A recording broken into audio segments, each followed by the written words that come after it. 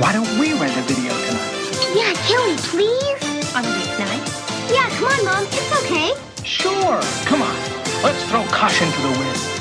Put a little weekend in your week. Rent a video.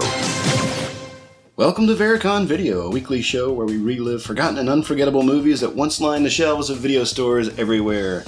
I'm Brandon. And I'm Joseph. And we're back after a little break to get a little R&R and prepare for our lineup for October. It's been, 3 weeks since we recorded? Something about that. Well, and in our defense, a lot of things have happened. We've had hurricanes, and we've had fall break, and we've had, at least I've had conferences a lot of things to go here to. and there getting in the way.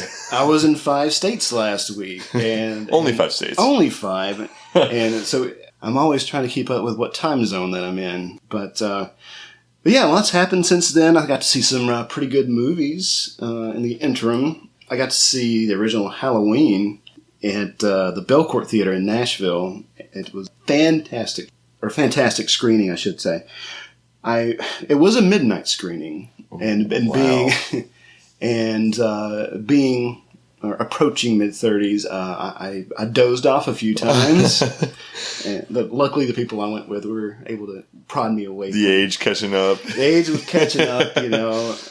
But let's see, I saw A Star Is Born. And man, that was a fantastic movie. Oh, and I really want to see that. I really think you would like it, especially being a musician. The music is really, really great. Bradley Cooper, Lady Gaga. Oh yeah, and you got Sam Elliott there as well. Man, the Bradley Cooper. I mean, his directorial debut. I mean, I don't think an actor could have chosen a better project to do it. And Lady Gaga is so not Lady Gaga, right. That you don't really think about that being her. It's captivating in that sense. Yeah, and she completely loses herself in that character. And man, it's just beautifully done. I saw Mandy with Nicolas Cage, and I was not prepared for that. It was a very strange movie. It was as though Stanley Kubrick and Clive Barker watched Mad Max together. Oh my gosh. And decided to make a psychedelic exploitation film. Now you've got my curiosity going. Oh, jeez. There's dueling chainsaws, and it's a very moody kind of thing. Really good. Hellfest I didn't like all that much. It's about a scary amusement park where a serial killer is blending in with all the characters and stuff. I couldn't tell you a thing about it, to be honest with you. But one thing that I saw that I've been telling everybody to see is a movie called Terrifier that I found on Netflix. It's an independent film, but it's a killer clown movie. That this guy, oh my gosh, it's campy, but the clown is really scary. Doesn't speak, really good. So it's like A Quiet Place, but with a clown. Yeah, kind of. And it does drag. There's a lot of kind of cat and mouse stuff, but it's gory and used in practical effects. So it's no CGI that I could find. Wow! So that's amazing. And while I was in Kentucky, I went to this haunted amusement park called Skeleton's Lair, and I haven't been to a haunted attraction in probably 15 years. So I was a little nervous. Oh my. I didn't really know what to expect. Throwback. Yeah. I mean, I love horror and I love horror movies and stuff and the macabre, but I don't like the possibility of something doing me harm. Even though they say they can't touch you and please don't touch them, there's still the physical something about it. Yeah, the environment. Yeah, the close, intimate space you have between. Yeah, because you can not only can you see them, you can hear them, you can smell them. It's very weird, and I thought I would never get out of this thing. It took maybe 2 hours to get through. Oh my goodness! It was 3 parts. Like 2 hours? Yeah. Holy crap! You were inside, then you were outside, then you're inside, then you're outside. So you go into one house or one structure, and then you find your way out, and then you're in the woods, and then there's a guy with a chainsaw, or there's clotheslines with sheets hanging on it, and then Michael Myers is hiding behind one. And I was just... And it was muggy, and I was just drenched and just ready to get out of there. No, I will be honest, I would not have wanted to do that after seeing Hell's Fest. Yeah. That would have sent me pissing my pants. That made it even worse. The worst part was, do you remember Jeepers Creepers? Yes. Did you see that? Yes. So there's they recreated a part of that where there was this big, maybe 4 foot in diameter pipe. Mm-hmm. like in the movie, that was kind of the creeper's lair down there. Right. And you got to remember, this is 10 o'clock at night, and you just stumble upon this big pipe, and you have to slide down into it. Oh my god! And as we peer into it, we hear laughter.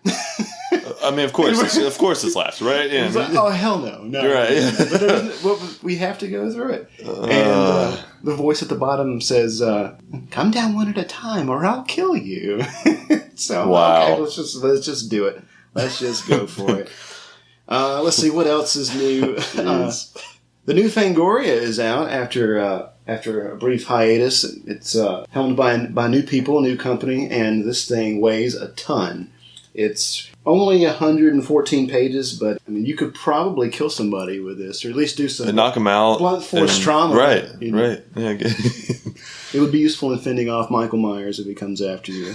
So we got some exciting news for you this weekend. We are going to the Alamo Draft House in Raleigh for the VHStival. It is 2 fun-filled days of activities and screenings. There's going to be a VHS swap in the lobby and 4 presentations of VHS-centric titles, 8 in all. So 4 days, special presentations, Q&A with the directors in person, and even have free VHS tape repair and care on site. That's amazing, yeah. And even something called the Visions of VHS game show. Wow. that is kept under wraps. So we will find out It's gonna be what so that's hype. like tomorrow. We'll fill you in and let you know how it went and give you the special report. So I believe that's all the housekeeping that we need to do before we get started. I think so. We've got a great show for you today. We're talking about a good guy's doll possessed by a serial killer who wants to take over the body of a 6-year-old boy so he can live again. This is the shortest movie we've done so far. We're used to doing movies that are 2.5 hours long. This is a pretty cool 87 minutes. So Cherish this, y'all. All right, well, we're going to jump into it. So sit back, relax, and welcome. Welcome to the Cafe 80s, where it's always morning in America, even in the afternoon. Ladies and gentlemen, this is your captain speaking. I have the only gun on board. Welcome to Con Air. Welcome to Jurassic Park. Okay, good evening, America, and welcome aboard Apollo 13. I'm so glad you could come. This is going to be such an exciting day. I hope you're enjoying it. I think you will. Young Andy is a die-hard fan of the Good Guys toys and cartoon, and he really wants the new My Buddy type doll from the series. His mother finds one from a peddler at a cheap price in back of her work, and at first Andy is elated. He's so happy to have this new friend who'll be your friend to the end. At least until the body count starts stacking up and learns that his new pal Chucky is possessed by the spirit of a murderous madman. So Joseph, when you were a kid, when you were 5 or 6 years old, what were your go-to toys at the time? Man, I had a huge collection of stormtroopers.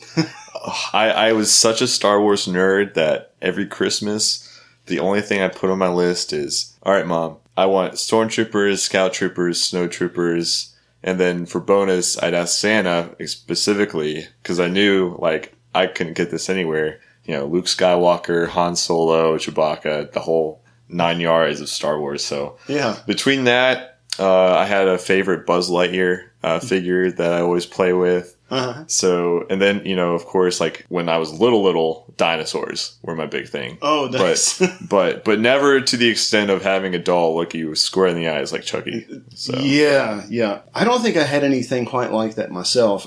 My grandmother did, who kept me most of the time. It was actually, I just found this out today, it was called That Kid, made by Hasbro. That Kid from 1967. It has the same wide-eyed, cheerful expression that Chucky has. It has the buck teeth and the freckles and the frizzy red hair. And it normally came with just a striped shirt and a ball cap and everything. But my grandmother, having no knowledge of the Child's Play or the Chucky franchise, dresses up this doll in overalls.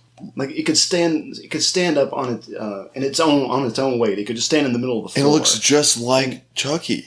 Yeah. Oh my goodness.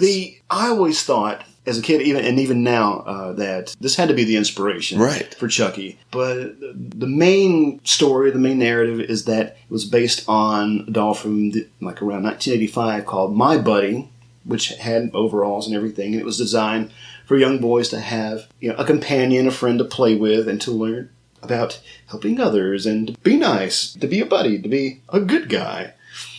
And man, so regardless of its origins, we now have the iconic good guys doll known as Chucky. Do you remember any toy lines or any franchise that was developed for kids when you were young? It was toy mania. Like they was just everywhere. Everywhere. Okay, Batman. Definitely Batman. When Batman came out with Batman and Robin and George Clooney, that movie. Yeah. I swear, every other commercial ad had to have been, ladies and gentlemen, boys and girls, you've got these Batman and Robin with their plastic lasers, and oh my goodness, and like the Batmobile with Mr. Freeze's vehicle mania. I mean, it was just crazy, and they'd have like little plastic ice walls and break them down with Mr. Freeze. And here I am looking at this. I'm like, whoa, this is next gen stuff right here. I'm glad you brought up Batman because even when the 1989 Batman came out, the Tim Burton film, with Michael Keaton and Jack Nicholson, I had to have all those toys. I had Batman, the Joker, and Joker's goons, and all this stuff. And then Batman Returns came out in '92, and then McDonald's started selling. It brought out more excitement. It was everywhere. And then Batman Forever comes out in '95, and then McDonald's is selling exclusive collectible these drinking glasses. Oh wow! With one has Batman, one has the Riddler, one has Robin, one has Two-Face. So I had to have all those too. But it's interesting that you bring up Batman and Robin because so much of the design of the vehicles and costumes and everything in that movie was dictated by a toy company. Right. And so everybody had to have multiple costume changes so we can sell Batman wearing this outfit and wearing this version of his outfit. It's hilarious. Toys back then were so strange in that it seemed like every figure had some kind of rocket launcher. Yes.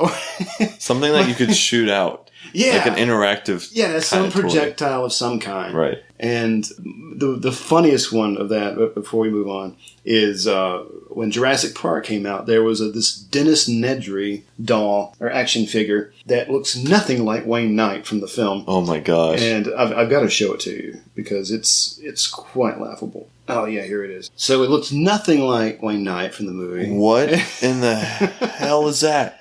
You should Google it. Oh, now go to Google Images. So he's got some kind of backpack with a rocket launcher or some kind of thing that sprays water. I can't really tell. That's a disgrace. And his arms pull off into bloody stumps. Oh, man. I remember there was a great picture of Wayne Knight actually holding that doll. And what is this? This looks nothing like Is this me. what y'all do to me? Now, granted, I do think that what they did with the dinosaurs was beautiful, though. The dinosaurs? Dinosaurs. So, you two dig up dinosaurs? Dinosaurs? Those looked really good. Yeah. And the voice effects, I think that was huge back then as well. Yeah. Oh, yeah.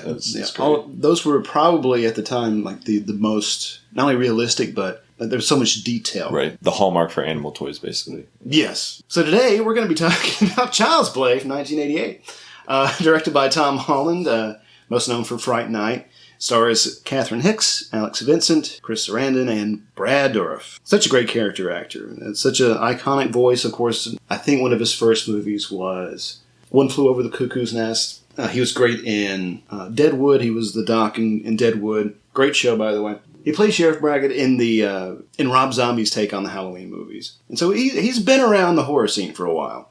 It's funny that Chucky's creator, Kevin Yeager, he's a great makeup effects guy. He's done work on Sleepy Hollow and some of the Nightmare on Elm Street films. And so he actually met his wife on the set of this movie. Yeah, so that's amazing. The Catherine Hicks, who plays the mother, Karen, they met and fell in love, and the rest is history. Happily ever after. Happily ever after. There were some complications when this movie was trying to get made. It went through several different drafts, several different iterations. First draft was completed sometime time in the middle of 1985, and Chucky was then referred to as Buddy, who comes to life after mixing blood with Andy and killing those who Andy has some kind of fear or rage against. So in a way, it was kind of the Christine thing. Like, I need this thing to take care of people who are against me or trying to harm me in some way. Right. And then, so it was a much more psychological thing than it was Andy's loneliness and isolation because his mother was overworked and there was no father. But I think that would have definitely been a very different film. Maybe we wouldn't have had a totally different plot. I mean, we wouldn't have had the possession aspect of the doll being taken on by a sadistic killer. Yeah, basically. And as with most movies that have some kind of violent aspect to it, there were many protests when this film came out. There was a protest at the entrance of the MGM studios, just saying, we're going to ban this film because it's going to incite violence in children. And my goodness, people. Come on. There's no child kills anybody in this movie. It's a doll. It's a doll. I mean, yeah, Andy does pick up a scalpel or a bat or something in order to defend himself. Yeah. But I don't see... That's about it. Goodness, we could take any horror movie and somebody could use it as an example of how this is going to impact children or how it's going to make them murderous and desensitized. Right. And then nowadays I can easily go into the whole violent video games, but there's always going to be something. But or it's the music. It's Marilyn Manson, Eric Harris and Dylan Klebold shot up Columbine and themselves because they listened to Marilyn Manson. I mean, come on. Yeah, it's ridiculous. Or they played Doom. Yeah. Oh man. The original working title for this movie was Batteries Not Included. And this was before. What? And then they're like, that Steven Spielberg guy. He's making a movie called Batteries Not Included, and it's a family film. Okay, well, I guess we better come up with a new title here. And it was then changed to Blood Buddy before they came up with Child's Play. Blood Buddy. Blood Buddy. It doesn't just roll off. It doesn't. Tongue. No, you have to work yourself to enjoy that title. It's like titles are weird, especially when involving movies. The original title for Scream was Scary Movie. Really? Yeah, and then of course the parody of Scream was later called Scary Movie. I did not know that. And so, oh my gosh! Did you know that the screenwriter of Scream went to ECU? No. Yeah, class of 1987, I believe. Oh my goodness! Major. This was around the time. I think he wrote. I don't know if he wrote it while he was here. He later went to California, I think. But so he was responsible for Scream and Dawson's Creek. Wow! And so many other great things. That's amazing. Yeah. So for those of you who don't know, we go to a school in Eastern North Carolina in different capacities. I think one of the better alumni to come out of here. Yes. At least in the entertainment industry. The most Sandra Bullock as well. Sandra Bullock, who I believe doesn't claim... No, she hides herself from the school. It's like, oh, where's that? Yeah. I think they've tried to reach out to her to... try to give a speech or something. Yeah, or some honorary degree as well or something. Just no contact, because she legit left this school without graduating because of how famous she was becoming. Mm-hmm. So she was just like, all right, bye. Yeah, I'm out of here. All right, so let's walk through this 87-minute movie and see what we find interesting to talk about. I should note that we're not talking about the whole Child's Play Chucky franchise because there's 6 or 7 films. We are just covering this one in isolation as much as possible and try not to let any of the other films inform our discussion and analysis. We open straight away. We're catapulted into the action. We have Detective Mike Norris, or Norris, as he says it. Norris. Chris Sarandon. And he's pursuing the Strangler, quote-unquote, the Strangler, Charles Lee Ray, which, of course, every notable serial killer has 3 names. Yes, yes. And I think that's in part how they came up with the name with Charles Lee Ray. I think it was Charles Manson, Lee Harvey Oswald, and... Or even John Wilkes Booth, John Wilkes Booth, John Wayne Gacy. Everybody has... Everybody. Jeez. So if you have 3 names... You're doomed. We're watching you. Yes. You are on some list, I promise you. And so Charles Lee Ray is evading Mike Norris, and I believe there was a robbery gone wrong. The getaway driver, Eddie Caputo, he freaks out and he drives away and he leaves Charles Lee Ray, who's who's been shot, and he's pissed off. He's been left. During this whole sequence, everybody's taking their clothes off. Yeah. Like in the first 2 seconds, you see the detective. He takes his jacket off. And then when Charles Lee Ray goes into the toy store, he takes his jacket off. And then minutes later, the detective takes his gloves off. I'm like... Are we stripping here? Did it just get really hot all of a sudden? I don't understand this. Strip club robbery. Oh, man. Another thing I find funny is that Charles Lee Ray is standing outside the front door of the toy store, and you can see him make the decision to go in, and the doors are made of glass. Yes. But he takes his gun out and shoots the door handle. You could just go in the glass, buddy. You could just break the glass and go in, but I guess it's a little more dramatic if he shoots the lock. Shoot the lock.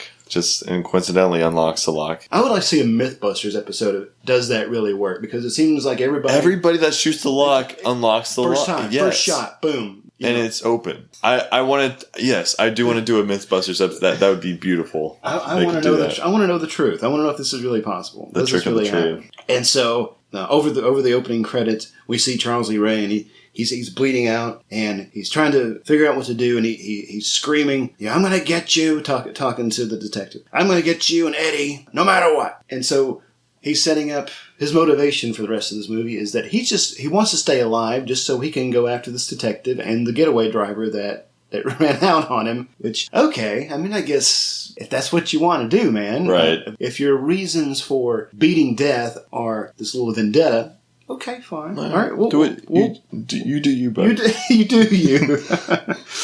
He locks eyes on this Good Guys doll that he has been running past hundreds of these things on the shelves and just walls of this doll.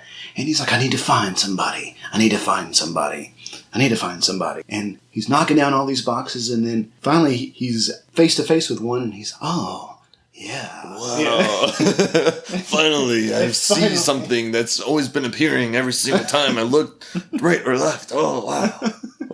All right. And he pulls this doll out, and he puts his hand on its head, and he starts doing this voodoo chant, this like Haitian Creole chant, and he's, give me the power, I beg of you. Of course, the toy store has a skylight. Yes. This massive skylight, so we can see all this beautifully animated lightning. Literally looks like Ghostbusters, Yes, that's exactly what I thought of, too. It reminded me of the apartment, like the roof of the apartment scene in Ghostbusters. The gatekeeper. The gatekeeper goes there. Goes there. And I wanted this ominous voice to ask Charles Lee Ray, "Are you a god?" Yes, I know. I thought the same thing. Unfortunately, we didn't. We did get that. And so lightning eventually strikes the store, and it explodes. It's crazy. And miraculously, Detective Norris survives the blast, and we see that Charles Lee Ray has died. And scene change. We see this cute little kid, Andy, 6 years old. He's dressed up in his Good Guy's pajamas. Absolutely adorable. And he's got the moppy hair and everything. Mm-hmm. And he looks like a doll himself. He's got that hair, that weird haircut and everything. And he is watching this, I keep on saying child's play, but he's watching the movie that he's in. It's a very meta movie. That's me. He's watching this Good Guys cartoon. He's got all the toys, and he's making breakfast. This was cute for a minute, and then I did the hand slap to the face multiple times during this scene. Well, it went on and on and on with it. Jeez. If I was imagining a parent walking in and be like, "What the hell are you doing?" Right. But no, get to your room. He kept going. He kept going forever. So he's pouring cereal into this bowl, and he's splashing cereal and milk all over the place. He puts like 3 huge heaping tablespoons of sugar on it. And I just could not even look at that anymore. I was like, just all over this counter.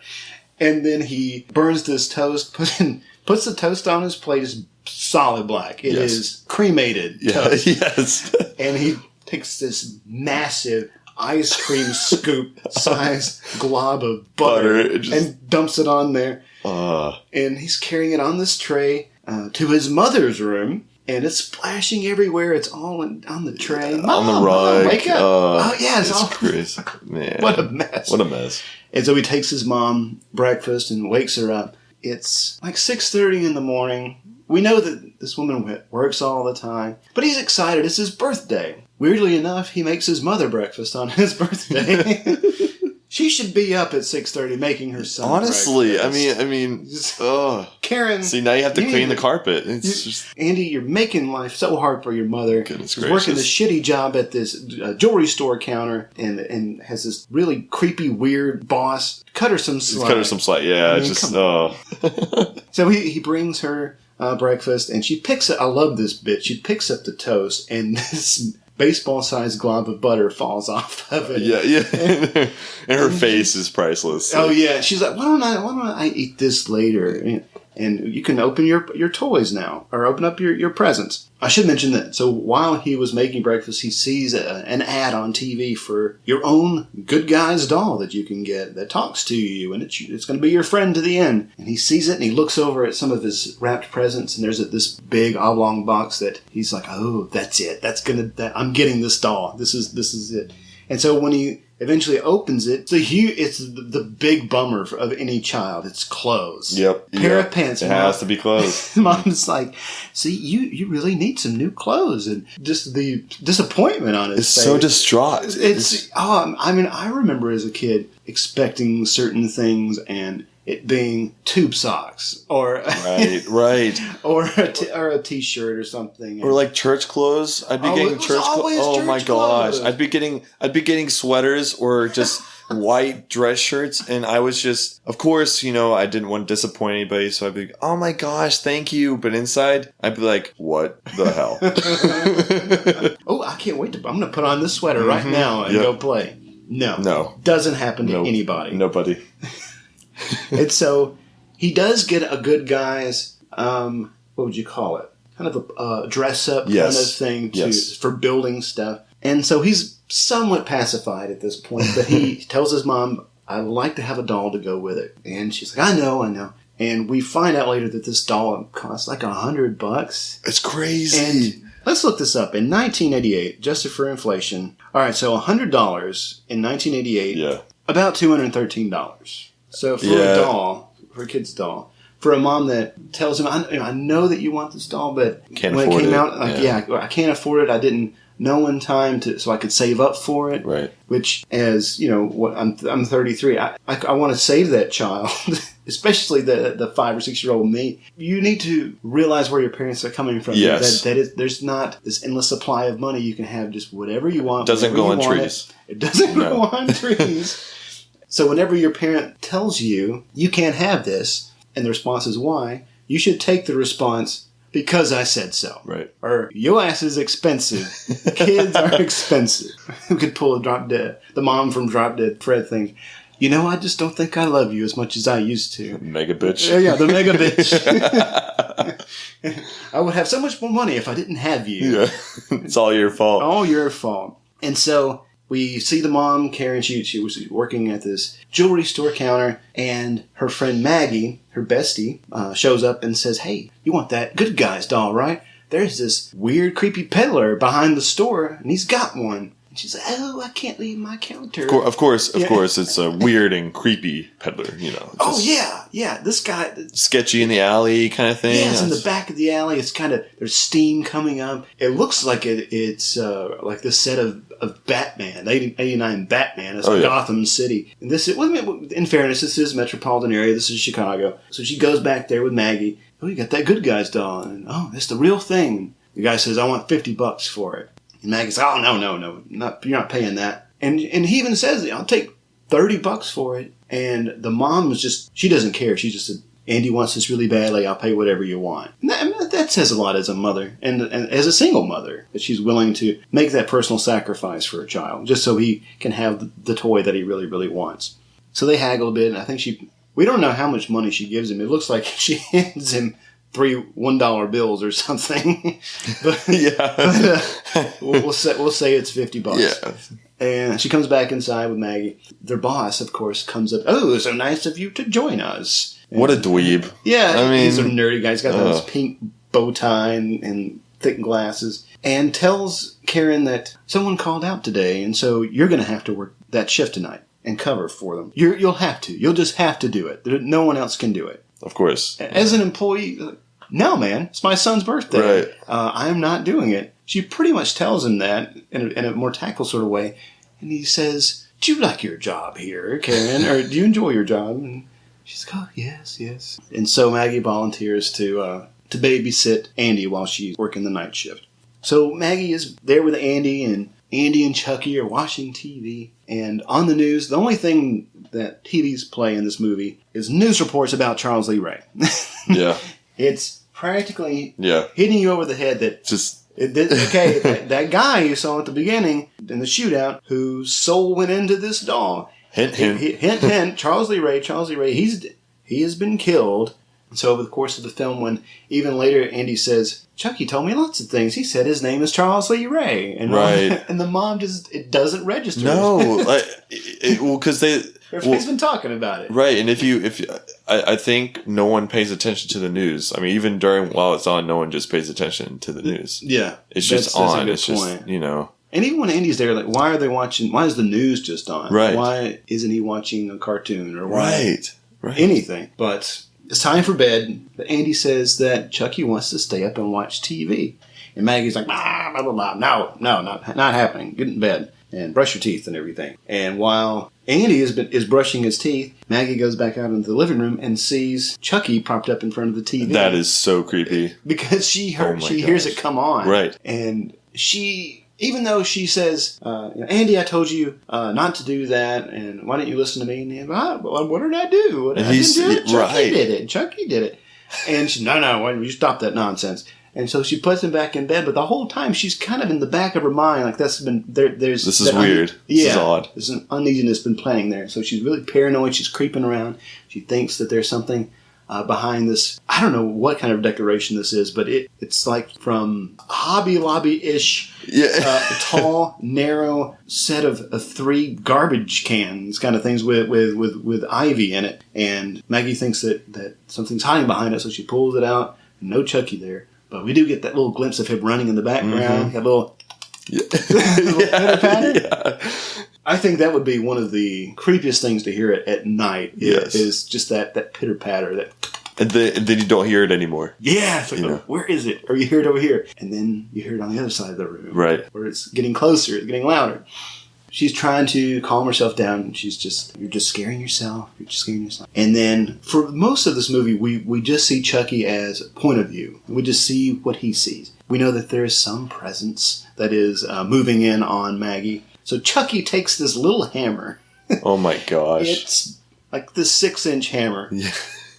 And hits her in the face with it. And then I don't know if they're trying to say that the force of that propelled her out of this kitchen window. I question that a lot, yes. Because it looks like she flings herself out the window. Literally flings herself out the window. I mean, we're talking about a small hammer, a grown woman, a doll. Yeah, this not even 2 feet tall doll. No. So, I mean, if for some reason, somehow, that hammer got up to my face from a less than 2 feet doll, and I would have not have fallen back 3 feet. Right. It might have just made you flinch. Yeah. Not propel you out of a window over a sink or a counter or whatever. Lo and behold, crashing through the window as well. Crashing through the window and landing on top of a van, because anytime somebody falls from great heights in a movie, they have to fall on a car. On a car. Yeah. Because I think it'd be too graphic to see, someone just splat on the sidewalk. Right. Or at least give us the top-down Wile E. Coyote Roadrunner thing where it's just this little puff of smoke. Yeah. So immediately after, Karen comes home. There's police everywhere. There's ambulances. There's onlookers rubbernecking. She runs into the apartment, and there are 20 cops in her apartment. And most of them aren't even doing anything. They're just standing there talking. They're just chit-chatting. Some are just taking random pictures. Hey, what are you doing Friday night? I mean, there's one guy sitting on a couch reading a newspaper. Yeah. This guy's This is such an investigation. I'm so glad someone died, just so y'all could read the newspaper and talk about coffee and donuts. Just an excess of people in there. I mean, jeez. So Detective Norris is leading the investigation. There are little footprints on the kitchen counter in, I guess it's flour, and they're tiny good guys' shoes footprint. And he's like, "Oh, that's interesting. I wonder what made these, because they're like 3 or 4 inches long." And of course, Andy comes in and sees "good guys" written on his pajamas. And like, "Oh, what kind of shoes are those, Andy?" "They're good guys' pajamas shoes, PJ shoes, or whatever." And Norris is like, "Oh, really? And can I have a look at the bottom of those?" And yeah, the bottoms are the same design. The same design, yeah. But obviously not the same size. Right. I mean, he's a 6-year-old, but I mean, his shoe, it was probably, a good 5 You got a little inches. bigger. Yeah. And the mom's like, why are you acting this way towards Andy? And so, well, I was just curious. I checked out the other shoes in his closet, and they don't match. So no big deal. And so Andy goes into his room with Chucky, and he is talking to Chucky and is saying, "Oh, I wonder what that was all about with the footprints and all that sort of thing." And he is looking at Chucky sitting in a rocking chair or something. And then he looks at the shoes. He looks at the shoes and he sees the flour on his shoes. And the kid runs out and tells the detective, "Hey, I know who did it. It was Chucky." And he doesn't say, "The doll has flour on its shoes." Right. Or better yet, bring the doll to him. Yeah, just and bring say, the... "Look."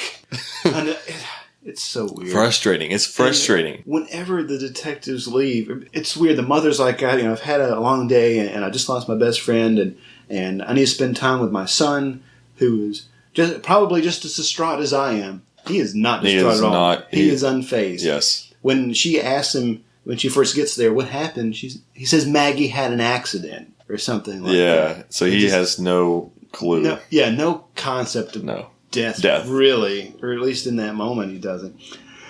And so I guess it's the next day, the next morning, or maybe it's later that night. Andy tells his mom that Chucky's been talking to him and has told him that his real name is Charles Lee Ray, and yada, yada, yada. And Maggie was a bitch and got what she deserved.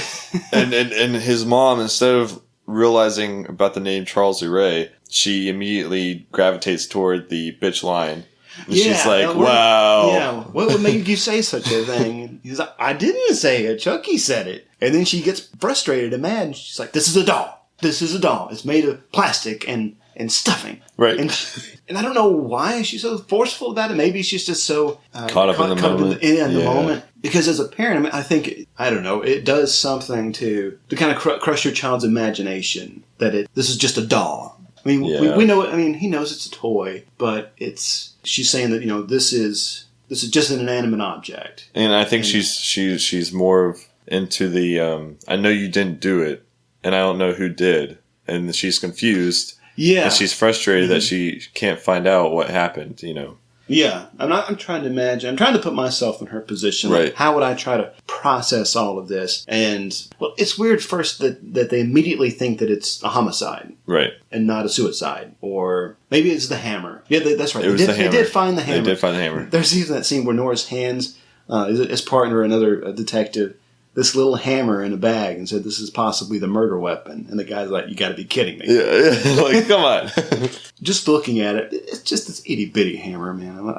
Good Lord. Murder weapon. Jesus. So what do we got next? So they go to sleep. Andy and Chucky go to sleep, and there's that moment where he tells Chucky that, "You were right, Chucky. She didn't believe me." And the doll just looks to the left, and then looks back. But it still has that blank expression, so it does look from time to time, which is kind of unsettling. It's sketchy. Yeah. And the doll's eyes just click closed. I don't know. I really like that shot because it's like a tight close up of the doll's face or of Chucky's face, and it's just like a nice little introduction of his alive his kind of persona. There's something in there. So the next morning, Karen takes Andy to school, makes sure that he didn't have any nightmares about Aunt Maggie during the night, and I think he's just kind of like, well, screw her. I've already forgot who Aunt Maggie. And he goes into the school and immediately walks back out. and jumps on the train. And this is Chicago, remember? And he is on these trains for who knows how long. Yeah. He's on trains, he's on buses, and it's he crazy. ends up in a pretty sketchy neighborhood. And he's got Chucky with him. And let me ask you this: there are times where you can see Andy like whispering in Chucky's ear, and that it's like he hears Chucky speaking. Right. How is that happening? How is Chucky talking to him? It's almost like it's telepathic or something. Because there are times where it's as though he's listening to Chucky, but his mouth isn't moving. Right. And so like, how is he telling him to go? Chucky's telling him to go to this dilapidated building where the getaway driver that screwed him over in the beginning, Eddie, lives. It is interesting because there's no talking. It's just it's just a doll up to his ear, and I don't want to poke holes in it, but I think that's interesting to think about, like how that's taking place. And so they arrive at this old building, and this guy Eddie is in there. So Chucky told him, take this train, take this bus, get off at this stop. And does he have like a Metro card or something? How does he pay for this trip? Right. Maybe Chucky had some money on him. I don't know. It's questionable. Yeah. And so anyway, he gets to this old building and he says, Chucky, I'm going to put you down right here for a minute. I got to go tinkle. And so he goes away. And of course, when he comes back, Chucky's gone. We see that point of view shot of him running up the sidewalk into the building. Eddie, startled, he wakes up. He knows somebody is in the house. Gets his gun. Yeah, gets his gun. He's stalking around. We see a little plastic hand open the oven, and so it's a gas oven. So we hear the fumes coming up. He just is kind of taunting Eddie. Eddie doesn't. I don't think he says a line this whole movie. No. We just hear Chucky laughing and the little running around, and then he just starts shooting up the place, which causes the entire place to blow up. Right. I mean, like incinerate in fire. Yeah, this entire place is just demolished in this blast. Meanwhile, Andy has been running around outside, like, Chucky! Yeah. And so, how he survived, we don't know. Yeah. And how Chucky escaped unscathed, we don't know. So, the mother, Karen, is called to the police station. Norris is there. Andy's being questioned by his partner about Maggie's death and why he went to see Eddie Caputo, which you'd think that the Charles Lee Ray connection with Eddie Caputo would have rang a bell in the minds of the detectives. Like, hey, that Eddie Caputo guy, he was with Charles Lee Ray whenever just that whole night, that entire night, the connection of that night. You know, you know that Eddie died. Okay, well, who would have known about Eddie? The kid. How would the kid know to kill Eddie? The kid is 6 years old. Yeah, and he traveled a good deal. A good to get to this place to see a person that he has never had contact with in his life. Right. But no one's asking questions about that. They still suspect that little Andy, 6 years old, is a murderous being. A psychopath that apparently understands the slum part of the city. And, exactly. I mean, with nice clothes and all that stuff. I know. and just in the next moment, some Dr. Ardmore, pops up in the interrogation and says, maybe I'm an expert in all this. Maybe Andy should come and stay with me for a few days. And the mom has been telling Andy that no one believes you about Chucky, and you need to tell the truth because they're going to take you away from me. Right. And I feel like I either missed something or maybe I looked away for too many seconds. But does Andy doesn't go with him right away, does he? Go with the doctor? They leave him there at the department, and she goes back to the house. Right. Okay. Right. Yeah, that's right. Because I know later whenever we see him, he's in his room or his cell, or whatever you want to call it. Right. Now I do also want to mention though, in that first scene, the detective hears Charles Lee Ray chant. Yeah.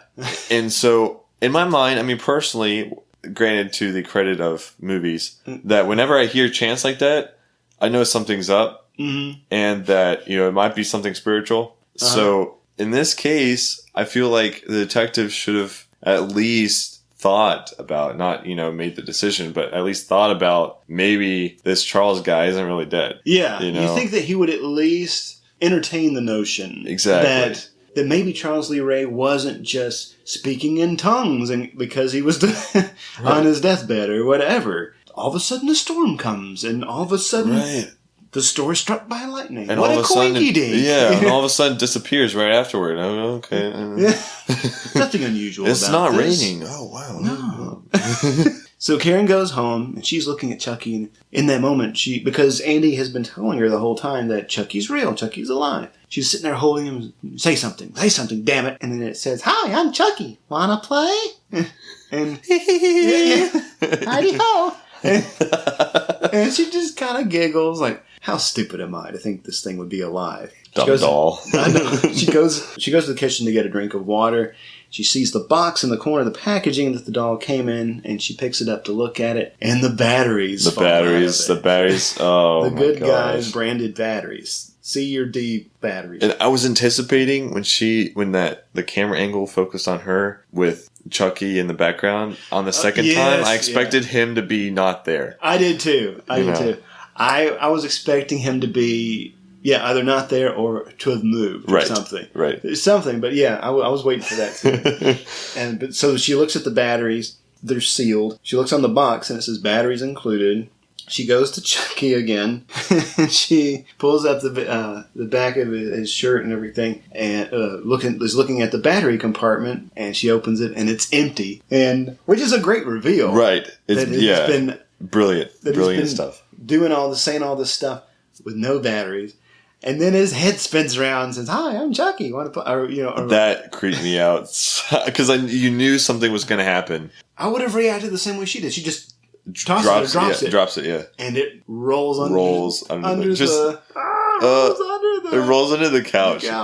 Okay. And I'd read somewhere, or maybe it was on a podcast or something, that Tom Holland, the director, said that it took so many takes to get that doll to fall right, so it would roll under the couch. Really? Yeah, that it would just bounce off the table, or because it is kind of like a ricochet. It bounces off the table and rolls under. It rolls right.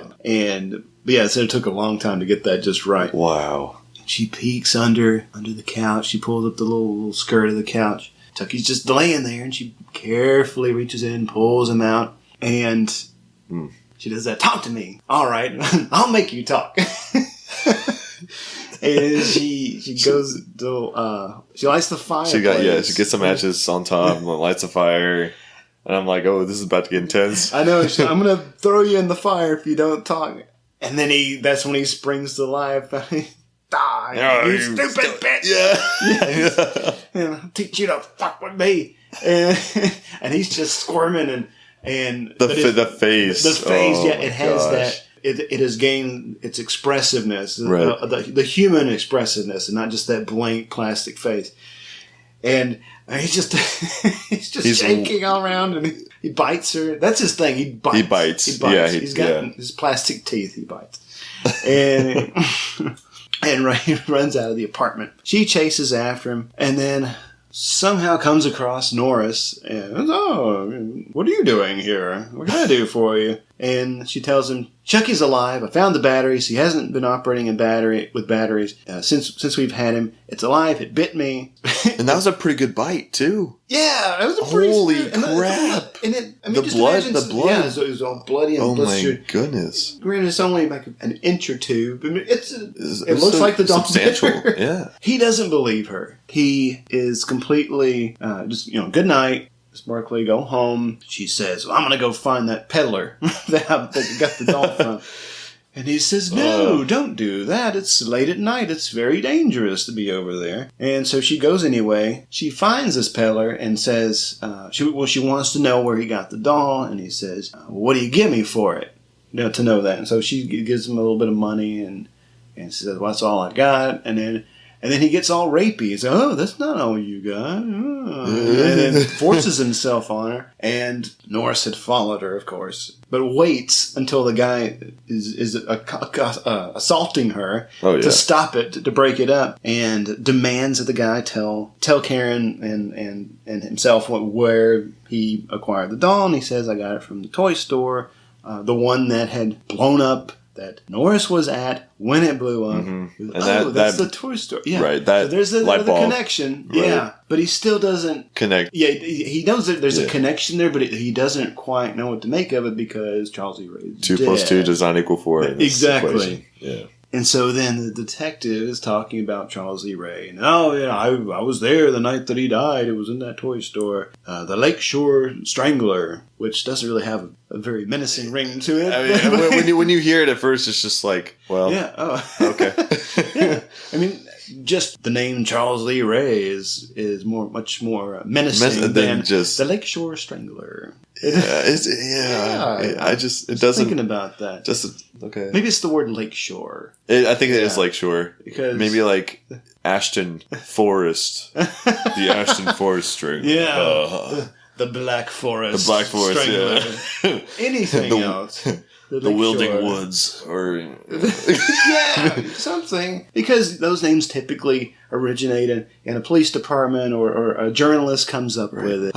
So yeah, the Lakeshore Strangler. I mean, the very first one of the first lines of the movie is when Norris is pursuing Charles Lee Ray. He's like, "I've got the Strangler." You know? Yeah. Come on, guys. Man.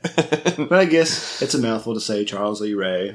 Well, it's the same number of syllables. Yeah. It doesn't matter. We're reading too much into it. And so Norris takes her home and says, "You need to get some rest. I'm going to go home and get some sleep too." Before she leaves, she won't get out of the car until he tells her where Charles Lee Ray lived. And he gives her the exact address. Yep. He's like, "I've already checked it out. There's nothing there." And so Norris goes to the station. He pulls the file on Charles Lee Ray. He gets in his car, and as he's driving, Chucky's in the backseat, starts strangling him with his rope. He keeps pressing on the gas. Yeah, it goes on for several minutes, and he won't stop the car. It's just weaving in and out of traffic. Come on, hitting just things. stop the reckless. car. You would think that your first reaction would be to hammer on the brake pedal, right? Because your car is in motion. You're driving 40, 50 miles an hour. You can't control it. And a murderous doll is trying to strangle you to death. And and after the strangling doesn't work, it gets thwarted because Norris pops the cigarette lighter in the car, and it pops out, and he burns Chucky in the face. And then Chucky has brought along a big butcher knife, so he starts stabbing through the seat, and under the seat, and in the back. Still driving, running into walls and stuff. The car eventually crashes, finally. This goes on for so long. And Chucky attacks him. Norris finally pulls out his gun, shoots him, and then Chucky runs away. Meanwhile, Karen has broken into Charles Lee Ray's abode, his hideout. Very peculiar hideout. Yes, I would not have guessed the things that were in that room. Murals on every wall, big walls. Some I couldn't quite make the connection as to what this could possibly mean, but until we landed on the one with the guy in the tradition, this I guess you would say evocative, traditional voodoo, seen as like a god. Yeah, kind of thing, with the bones around the neck, and right. And then Norris shows up. And he's just standing behind Karen in the dark. Why? That's why I asked. He's not, "Hey, Karen," or "Miss Barkley," or whatever. He's stalking up on her, basically. Until it scares her. Asshole. And funny enough, he tells her that he went and pulled the file on Charles E. Ray and everything. And that, hey, he used to associate with this guy. We should find him before Chucky dies. Right. Doesn't tell her that he was just attacked and had his car crash. Zero. And then he shot this doll and it ran away. He leaves that little tidbit out. And so immediately Chucky finds this guy that he used to hang around with.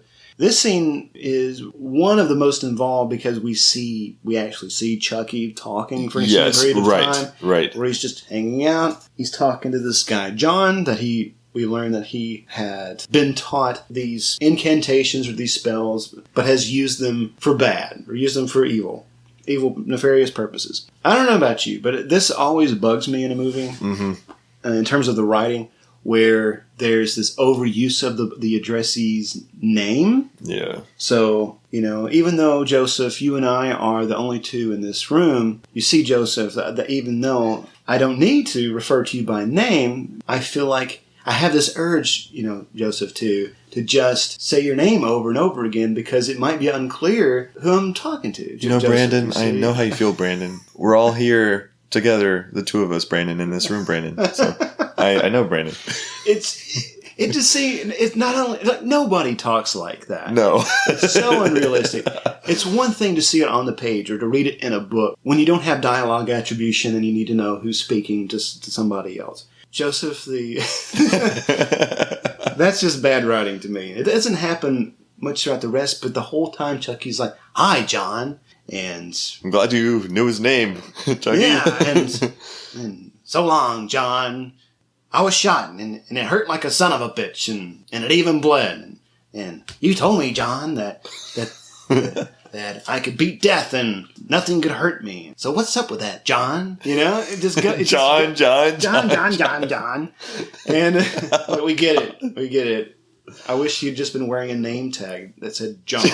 Hello, my name is John. Yes. It literally is a pet peeve, though, for us. I definitely agree with you. It's irritating. It is. It's unnecessary. Yeah, we get it. And John says that, well, it hurt because you are becoming more human. As you spend more time in this body, the more human you'll become. But you have to be stopped because you've been using your power or these spells and stuff for evil, and so I'm going to put an end to you. And so he goes away, and Chucky says something to the effect of, well, you know, I thought something like this might happen, John.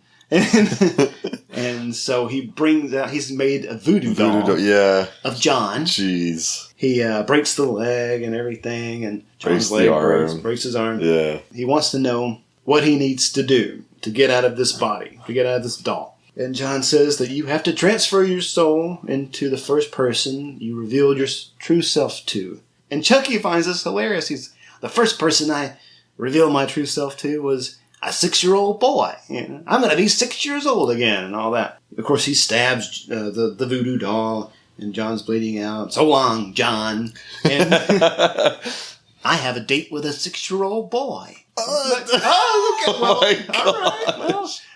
I'm so glad we ended this scene with that line. Many alternative ways of saying that. Yes. I have to go transfer my soul into a 6-year-old boy. Oh, that doesn't sound good either, does it? Yeah, I know. So maybe there really is no good way to say that. A date where you try to stab the 6-year-old, but all right. That's another thing I don't understand is, well, we're a few scenes away. We'll get to it. But I want to talk about why Chucky is trying to kill Andy, but then later when he's doing the chant and everything, Andy's still alive. So right. Yeah, why would you try to kill him in the first place? But, all right, Chucky. Okay.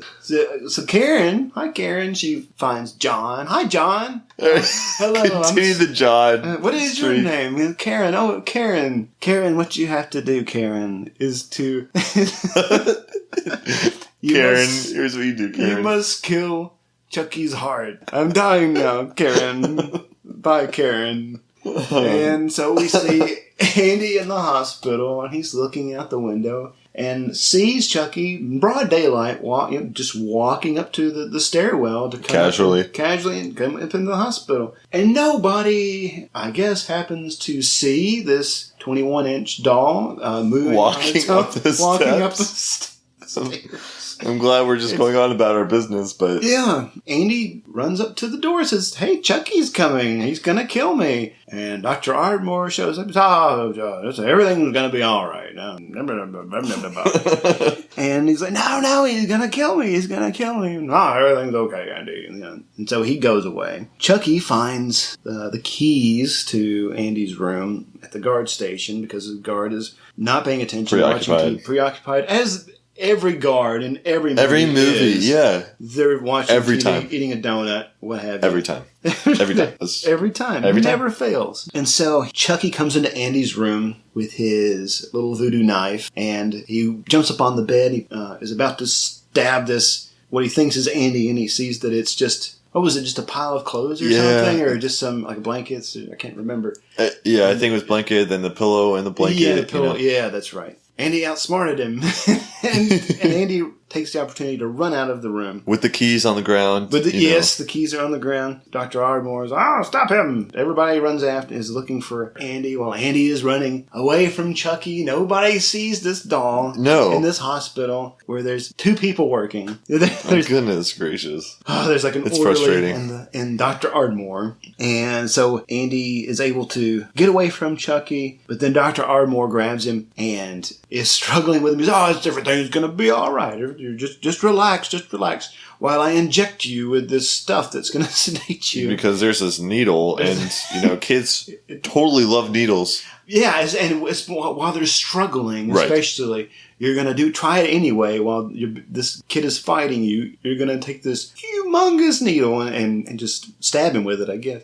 This might sting a little bit. You're going to feel a little sting. All right, buddy. And then Chucky pops up with a scalpel, of course, rams it into the doctor's leg. He collapses. Chucky finds, conveniently, this electroshock therapy headgear. Oh, yeah. And throws it on the guy, and then just starts messing with the voltage, turning it up, and the doctor starts frying and turning black like a burnt toast. Yeah, like the burnt toast. Yeah, exactly. It's exactly right. He kind of looks like a cartoon character, like a Looney Tunes character that has a cigar exploding in their face or something. Right. They just sit on their face. So he kills the doctor. Chucky is chuckling. He's really delighted with himself. Karen and Norris come to the hospital. Everybody there thinks, Andy did it. The murderous 6-year-old. Yeah. Who, doesn't have any idea what the hell's going on, is happening to be murdering everybody. Right. He murdered a woman and pushed her out of a window, and then blew up a structure with this guy in it that he didn't know. That miles and miles away. And then he escaped this entire secure wing of a hospital and killed a doctor. While trying to get sedated. Yeah. This is one badass 6-year-old. Oh my gosh. He's not to be messed with. No. Most wanted list for sure. Could you imagine back in the days with Robert Stack, we're looking for this 6-year-old boy. Andy Barkley is wanted for murder. If you happen to know his whereabouts, call. Unsolved Mysteries with Robert Stack.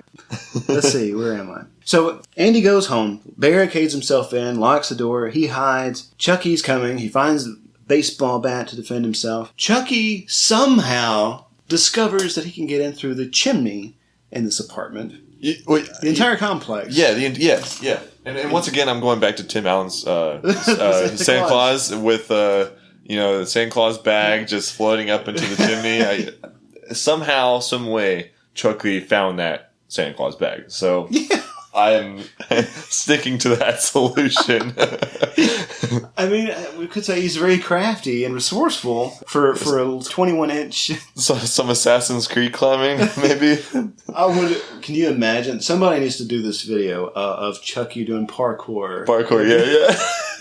Oh my gosh. Oh, he comes in through the chimney. He's in pursuit. He sneaks up on Andy, batter up, knocks him out with that the was bat. Funny. That was low-key funny.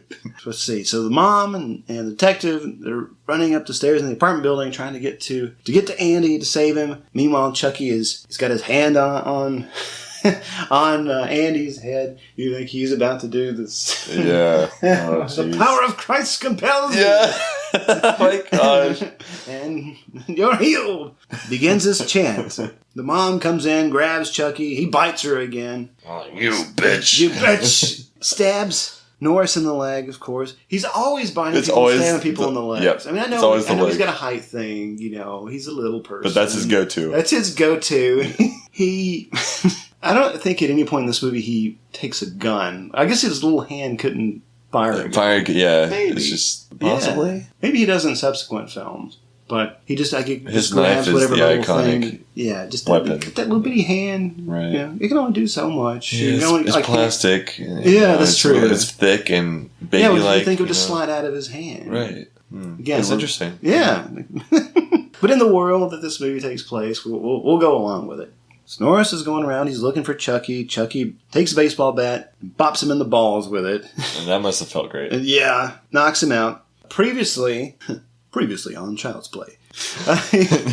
Norris had given Karen a gun. She now uses it to fire one shot at Chucky. You get that great slow motion of him spinning back. It just catches him in the leg, I think. And then the gun jams. And, of course, Chucky has to explain it for the audience. And, what happened? Gun jam? Yeah. I know, right? Why couldn't it just the narrator. why couldn't it have just been out of bullets or just clicking empty chamber? It'd be the same. Like if that did happen, if she was had emptied the clip and it was just clicking. What's the matter? Out of bullets? Yeah. You only have 5 bullets left. God. Gotta have that little Johnny explainer in the movie. And so next, Chucky goes after her. She tosses him in the fireplace and puts the screen up. But he's got her by the hair or something, or by her clothes. She can't get to the container of matches to light the fire. But she has activated the gas. If she could just reach the matches, and Andy, like an idiot, is just standing there. He's just standing there. He's so clueless. Yeah, and I don't know if he's just dazed because Chucky got very close or what. You could do something, and Mom's like, "Go on, bud. Andy, there are the matches. Give me the matches." A doll has a hold of me, and so he kind of snaps out of it and goes and grabs a match, lights it, and Chucky says, "Andy, no. We're friends to the end, remember?" With his innocent little doll face. Yeah, he's getting that puppy doll face. Andy says, "This is the end, friend." Do that little zinger line. Friend. There's always that great little one-liner before finishing off. By a 6-year-old. By a 6-year-old especially. One of my favorite, and if we ever get to talk about Stargate, I'd love to do it. But oh my gosh. There's a bit where Kurt Russell, so the movie takes place on this planet that is very much like ancient Egypt. He's fighting this guy, and before he finishes him off, he says, "Give my regards to King Tut, asshole." Oh, jeez. What a line. Good stuff. Chucky catches on fire. He's freaking out. He's shaking. He's struggling behind the fireplace grate. Knocks the screen down. He runs out, and he's flailing about the living room. Andy and his mom are just sitting there watching him burn. Burn, baby, burn. Disco Inferno. Yeah. Norris finally comes to. What happened? I got knocked in the balls, guys. No, with this little child's bat by a doll. And they fill him in. Oh, Chucky's dead. And okay. And so he kind of dozes back off again. And Mom sends Andy to get the first aid kit for Norris. Andy goes into the kitchen and sees that Chucky's gone. There's just a little burn spot on the carpet. Chucky comes after him. And he looks really gnarly. He looks so terrifying. Oh my gosh. He's burned, but he's just the face, kind of gross, and it's not just so it's burnt plastic, but also like burnt flesh. It's that weird little mix there. The mouth is just consistently showing. Teeth, and there's that one eye open, glaring eye. Yeah, right. It's like, hello, Andy. Hi, Andy. I'm Chucky. Remember, I'm your friend Chucky. You want to play? Andy. And by the way, the mom at this point has stopped referring to the detective as detective or Detective Norris. He's Mike now. He's Mike. Norris. That's like an upgrade. It is an upgrade. They might a romantic upgrade. Yeah, have a little thing going on later. To be continued. To be continued. Now Andy has a surrogate father figure and Blood Buddy Part 2. Chucky goes after Andy. The mom intervenes. Karen gets the gun. Somehow it works now. It worked. Oh, yeah. She was able to unjam the gun. I think it was just her in her hands. It has to be in her hands for it to work, that must be it. The mom's touch. Right. She was just a little nervous at first. She just needed to warm it up a little bit. Women power over confidence. She shoots the head off. Shoots the arm off. Did she have marksman training? Not only excellent marksmanship, but it's as though the doll is designed to disassemble very neatly. Every shot. Yeah, it's almost like the gun range, the shooting range thing at the circus or the state fair kind of thing, where you're shooting a paper target. Or actually, they don't do that anymore. I think that's a thing of the past. It's too dangerous. But one shot, boom, the head comes off. Another shot, boom, the arm comes off. They must have included like sniper rifle bullets in this pistol. Oh, that's what happened. She reloaded the gun with sniper rifle bullets. Yeah, more efficient, 50 caliber rounds. shots. Oh, wouldn't that be great if she just pulls out like a 50 caliber I know. rifle or something? Like, damn, what are you packing? Put a minigun or something. Jeez. Gatling gun. This thing is still advancing at her. It's just this zombie-ish lumbering remnant of this doll, and it's still moving in. She fires a shot that puts it on its back, and then she comes up and empties the chamber, or what's left of it, into Chucky. So after all the gunfire, all the commotion and everything, the police just now arrive at the right time. After the action is over. And, what happened here? What's going on in here? Norris's buddy shows up. And Norris is like, well, the doll was alive, and it was possessed by Charles E. Ray. So, what are you talking about? What are you talking about? Go see for yourself. It's in the hallway in pieces, scattered around. But don't touch any part of it. Don't touch it. Don't touch it. So his buddy goes out there, and he's looking at the parts, and he picks up the head, brings it into the room. Of course, yeah. He had to not only touch it, but he had to bring part of it in. And so he brings it, and he's like, it's dead, Mike. Look, it couldn't be any more dead. And the torso and 2 legs and an arm was able to crawl very quickly. What was it? Was it like vent? It's like a vent or something. And it grabs a hold of this guy, and Chucky's head is saying, kill him. And this part's a little silly. This does venture into, I think, the comedy part for me. Yes. Because it's so ridiculous. Karen tells Norris, she remembers, it's the heart. Wow. After all this time. John told me to shoot him in the heart. And so Norris shoots it in the heart. Blood goes everywhere, explodes, and the thing just the doll splats against the wall. But didn't she shoot it twice in the chest? Yes! She shot mutilated the thing. Yeah, so many times. But now, Norris, the expert marksman, aimed for that little bitty heart. And there it goes. And because he knew where the heart's located, I guess. Yeah, in the doll. The doll's anatomy. Right. Who knows? Go figure. Unbeknownst to us. Yes. There's this really great line where Norris says to his buddy who was just attacked by Chucky, he says, "Believe me now?" "Yeah." "But who's going to believe me?" Yeah, it resonates. Yeah, I mean, it's a fair line. It's the summary of this movie, honestly. Yeah. Throughout this movie, when I was trying to make the show notes, I was trying to find some deeper thematic component to this to really dig up. It's hard to. It's hard to because it really is just a fun, scary movie. Mm-hmm. Just to enjoy, nothing to dive really deep into. But I think that the last shot is probably the one that intrigued me the most because it's all on Andy's face as his mom is pulling him away from the remains of Chucky. There's that shot on the face, on the head, and Andy just can't really take his eyes away from it. And even the movie ends, it freeze frames, the door is kind of pulled to, and he's looking through it. I can't read his face. I want to know what is he thinking? What is he thinking? And much later in subsequent films, when Andy comes back as an adult, there is a lot of trauma there and a lot of an entire new history that Andy has with Chucky. But when we put perimeters on just this movie from 1988, I think leaving that in the minds of the audience to wonder, what is it that Andy's left with there? But other than that, no, not a lot of depth. I really did. I liked this film. I thought it was fun, but I got out of it what I expected to. I remember seeing this movie at the video store, but I'd never really went out of my way to watch it, or really any of the Chucky movies for that matter. But I remember when I saw it at the video store and seeing, on the cover he's alive and he's got a butcher knife, and I thought about that doll at my grandmother's house. Right. And then, it could. What if I wake up and hear the pitter patter of feet?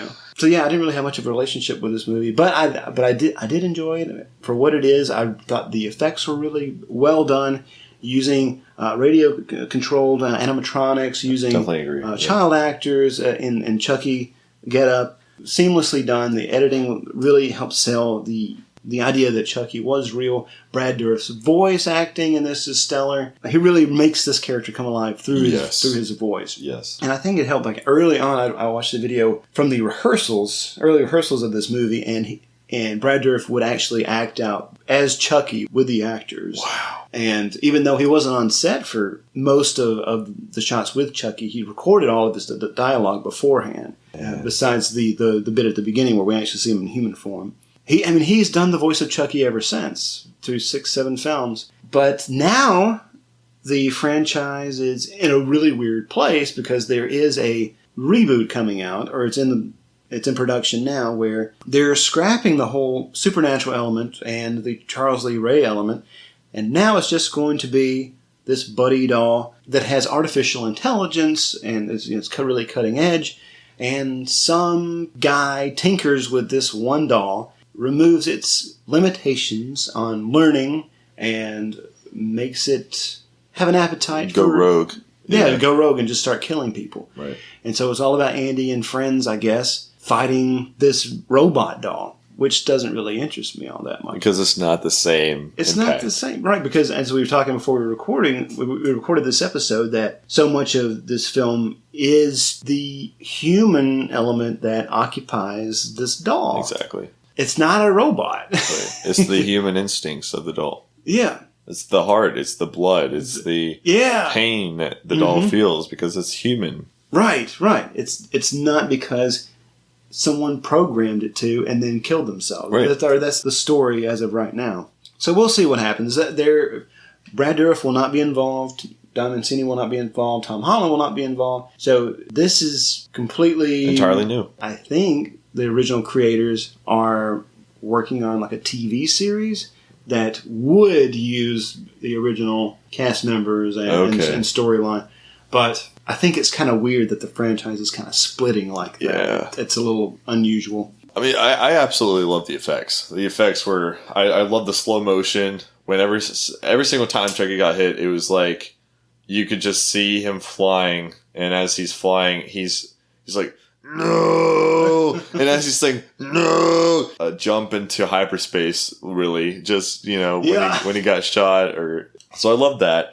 I loved the plot. Because, I mean, just like we talked about, I just love the fact of this human persona of a doll. Much like, I guess you could say Annabelle works in a similar way. Yeah. But I think Chucky just sets it off. It really started the whole, the fan base for doll horror films. Yeah. Chucky was really the beginning of all that. And I just really appreciated watching this movie again. Because I watched it back in high school when I went to Blockbuster, got the VHS version of this. And just rewatching again just made me realize how beautiful of a job they directed this movie. I'm glad something you brought up made me think of like how this franchise has grown into, when I say 6 or 7 films. I think in pop culture now, especially, that Chucky is murderous, but he's also a wisecracker. Right. And the films have become more comedy, horror, fun and enjoyable types of horror. I think that the first movie, the one we talked about today, is so different in tone. Yes. Except maybe like for that last bit at the end. For the most part, it's pretty campy, but it's dark. Like yes. it doesn't. It's both. It's a good balance. It doesn't laugh at itself. No. Yes. Ever. Yeah. And, which I think that's a large part of what impacted the other great franchises like Nightmare on Elm Street, especially, comes to mind, that started very, very dark. And then became all about the jokes. And Freddy is this wisecracking guy. And Freddy's Dead is so full of like cartoonish scenes that are straight out of Looney Tunes. It's so ridiculous. Yeah. But it's always the first show or first movie that sets it off. Yeah. And then I think at some point they're like, oh, we should go back and try to recapture that. But it's not really the same. Any final thoughts? No. Do you? No. I'm pretty satisfied. There really wasn't anything particular that I was really dying to talk about or like to really dig into. I mean, it's not like it's not like Robin Hood where we had the entire movie, but yet we had some morals behind it, or there weren't like we talked about, there weren't a set of morals or something to really dive deep into about this movie. So no real like critical lens we could put on it. Right. I mean, we would have to try a little harder. Yes. The Robin Hood, Prince of Thieves, actually is our most popular episode to date. Really? Yeah. People have listened to it more than any other episode we've had. So wow. I know, it's pretty cool. So next week, we're going to be talking about Sleepy Hollow. We're going to keep on going here in October with some creepy, scary, macabre stuff. And so we'll be talking about that next week. Also, the screen story and the special effects were done by Kevin Yeager, who had his wife on Child's Play. And then the following week, we are going to be digging up a little gem of a Christian Bale film called American Psycho from 2000. It also stars Willem Dafoe, Jared Leto, Josh Lucas, and Reese Witherspoon. It's a fun little film, very quotable, has some really great music as well. We'll be talking about Whitney Houston and Phil Collins and Huey Lewis and the News. We will see you next week. We hope you enjoyed today's show, and if you have any questions for us, if you have some feedback on the show so far, send them our way. You can get a hold of us at VericonVideo@gmail.com. We also have the Vericon Video hotline. You can leave us a message for us there at 312-620-5560. We're on Facebook. We're on Twitter. Now we're on Instagram, so you can follow us on there too. If you want to support the show and help spread the word about our Vericon Video, we have some great t-shirts, stickers. Anything you can think of that you might just consider wearing or looking at and admire. So, It's all on the interwebs. You can find more information on our website, www.vericonvideo.com. On our homepage, you can also find a link to our Patreon page, where for a small monthly pledge, you can help support the show and help us create better content for you. For your support, you'll receive special perks and benefits, depending on the tier that you choose, such as bonus episodes, exclusive merch, and even a chance to join us for an episode on the show. You can find out more at patreon.com/VericonVideo or at our homepage at VericonVideo.com. Every little bit helps. We love you. We will be your friends to the end. Hi-ho! So we hope you enjoyed today's show, everybody. We'll see you next week to chat about another exciting movie from the rental era. So long, and take care. Peace out, guys. Goodbye, Vietnam! That's right. I'm history. I'm out of here. I got the lucky ticket home, baby. Okay, bye-bye. Thank you. Bye-bye. Bye-bye. Bye-bye, Jenny. Bye-bye, boys. Have fun storming the castle. Bye-bye. Do take good care of yourself. What is this, your farewell speech? Going home. Have a good trip. Hasta la vista, baby. I have to go. Adieu, auf Wiedersehen, Gesundheit.